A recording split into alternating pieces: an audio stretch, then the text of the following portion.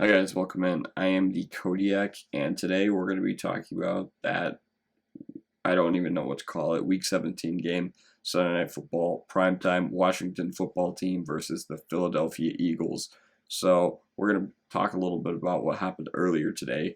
The Giants lost, which means the football team, or they had to rely on an Eagles win to make the playoffs. Now here's the deal. If you go 6-10, you do not deserve to make the playoffs in literally any year.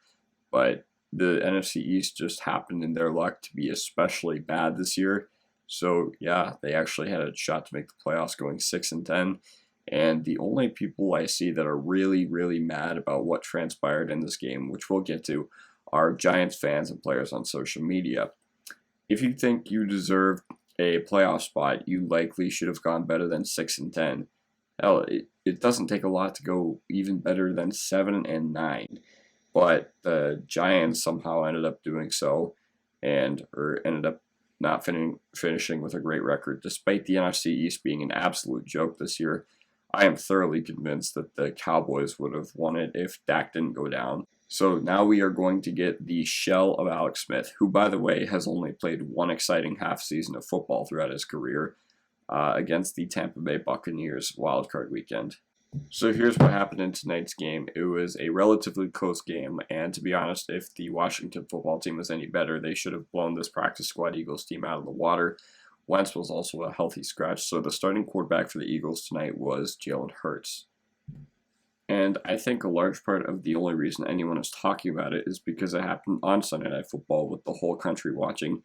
We usually get forced into these obnoxious games on primetime from the NFC East where it is just bad football. And tonight proved no different because the Eagles and the Washington football team just looked like neither team wanted to win. Looked like the football team was not even playing for a playoff spot. I am glad they won. I am glad that we get to see McLaurin and Gibson try to have an impact in the playoffs. And here is the difference and kind of an ongoing dispute I have seen for as long as I can remember about sports. And it is the sense that players will never tank. Players are playing for their livelihood. Players are playing for their jobs. They want to put everything on film because more or less everything they put on film is a resume going forward. And they want to play hard for their players, their coach, their fellow players, their coach, their organization, the guys up front that drafted them. But, I mean, it's week 17 in a meaningless game. I mean, to be completely honest, if I was DeAndre Swift today, I already had a concussion my rookie year. Meaningless game, Lions, Vikings. I know I'm going to be back with the team next year. Losing gets us a better draft pick, and I know we're going to have an entirely new administration. What is it for me to give my all? What is it to give my 100% in a game that doesn't matter and risk my health? I know that this has literally nothing to do with the events that transpired tonight, but what did transpire tonight was this was probably Zach Ertz's last game in Philadelphia, and you could tell on the sideline that the Eagles players were absolutely dejected when Nate Sudfeld came in instead of Jalen Hurts. Here's the deal. I've always thought that Howie Roseman was an overrated GM. Roseman is usually regarded as one of the best GMs in the league, and that might be true with like managing the cap and all that, but with roster decisions, he has just made a slew of horrible decisions since the Eagles have won the Super Bowl. Yes, they did win the Super Bowl. Kudos to them for that. But it looks like that Eagles team got carried by Frank Reich and just happened to be lucky that Nick Foles decided to play like an absolute god during that playoff run and during that Super Bowl. And yeah, Frank Reich is in Indianapolis, and they are a very dangerous 7th seed in this year's playoffs. They are going to Buffalo next week, and they could do some damage. I don't think they're going to beat Buffalo. I think Buffalo is the best team in the league right now. But the point stands is that Wentz has been brutal without Frank Reich. Ever since Frank Reich has left Philadelphia, everything that we've known about Carson Wentz in that 2017 magical MVP season, or MVP caliber season before he tore his ACL, has been more or less an outlier in his career. He was not good this year. He has not been good at all. But I am still of the belief that the Eagles sabotaged Carson Wentz. I don't know what the reason is, if they decided Hurts was their guy going forward or anything before the season began. But yeah, I think when they decided to start actually giving Miles Sanders the good touches and using him in the way they should have all along. And to mention this game I'm talking about, where they actually started giving Sanders the ball the way they should have, and the O-line actually started blocking well, which has had a ton of injuries, was also against the hottest defense in the league at the time, the New Orleans Saints. And let's be honest, do you think the Eagles do this if there are actually people in the stands tonight? Probably not, because Doug Peterson would be fired before he even makes it back to the team headquarters tomorrow morning. And the reason people are mad about this, not just Giants fans, because I know I touched on that earlier, is that this was Schwartz's last game. This was also probably Zach Ertz's last game in Philly. The Eagles' defense, albeit they haven't been a great unit this year, they were playing hard. They were actually trying to win. It's not to say that the football team still doesn't win if Jalen Hurts was in, because the football team's offense was a complete joke tonight.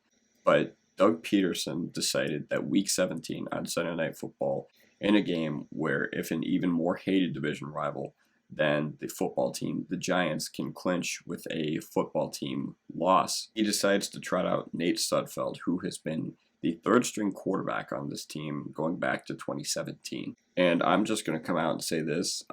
We thought all season that, the Jets tanking for Trevor Lawrence was a funny storyline. And yeah, the difference is that the Jets were actually that bad. I know they won 2 games, and they were literally just that bad to the point where they did win only 2 games this year, albeit against good teams. But I think however you want to operate as a sports organization should be within your right to do so. If you want to tank and risk losing culture in the locker room and only move up a few spots in the draft, you should, in all counts, be able to do so. Because for a long time, we have known the risks that come with tanking. It establishes a losing culture. I mean, in football, I personally believe that culture is a myth. And you are forgetting that the Broncos literally called a timeout on a 2-point conversion today to let the Raiders get all their guys back onto the field. The Raiders would not have gotten that play off. They would have moved back 5 yards, and I think Fangio was definitely going for the better pick, and I can't blame him at this point. Maybe there's a guy in the draft he really wants, and if you're the Eagles or you're at the Broncos, then who's to say, oh no, there's this guy you really, really want, but you're not allowed to do that. I mean, this happens in the NBA all the time. It's a huge issue in the NBA that nobody refuses to address because that's how teams are built. And I know comparing the NBA to the NFL is like comparing apples to oranges, but this applies for all sports. The NBA and NHL draft lotteries are absolutely broken. I think the worst thing about them is even though they still give odds to the best team, the teams with the worst records for getting the first overall pick, it never outright discourages them from tanking.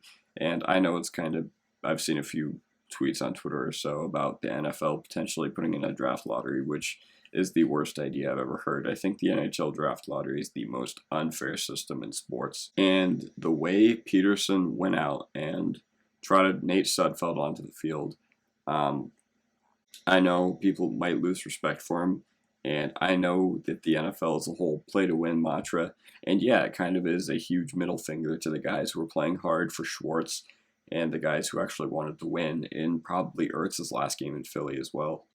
But if Jamar Chase falls to the Eagles, which I'm not saying he will, I don't think he will, but I'm saying, like, what if, and he ends up becoming the next Randy Moss or Jerry Rice, then are we going to look back on this game and say, oh my God, Doug Peterson's the worst? And you know what? I would be pissed off if I was Jalen Hurts. I think this is all going to be pushed to the side in a few weeks or whatever.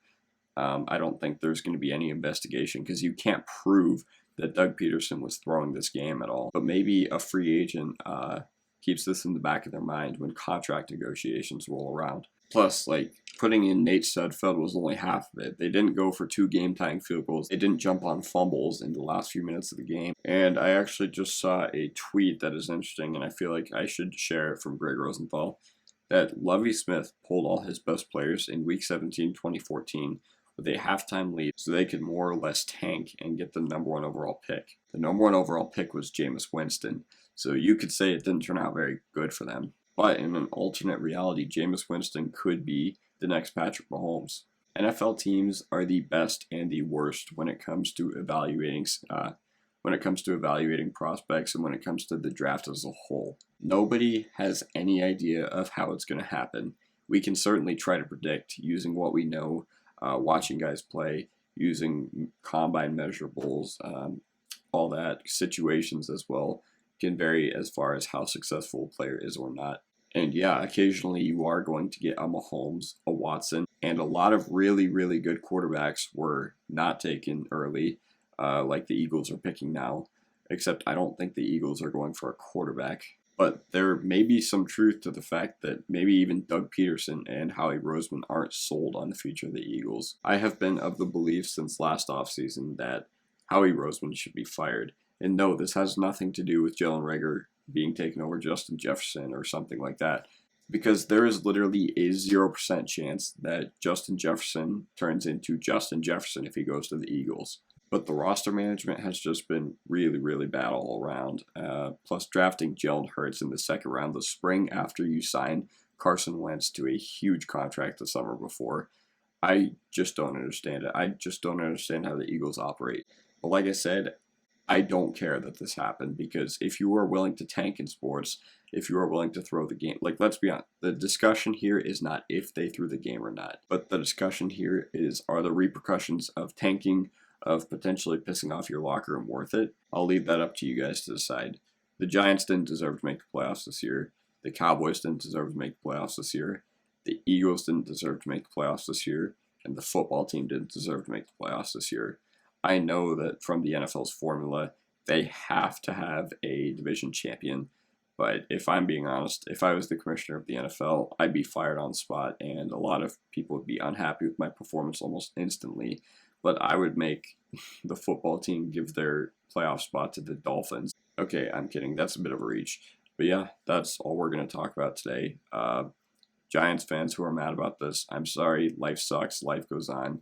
I would say you were not going to win anything in January anyway, but that's what they've said about the Giants before.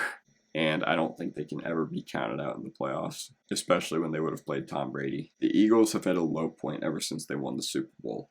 They signed Wentz to one of the worst contracts in all of sports, and I feel like this team just has so many holes up and down the roster that it's going to take a lot more than just an overnight fix. Congratulations to the football team for winning the division, and yeah, that's going to do it for this video. I know this is probably going to be a controversial subject for the near future, but this is probably going to all blow over, and we're going to look back on this and be like, okay, this either worked out amazingly or this either worked out horrifically.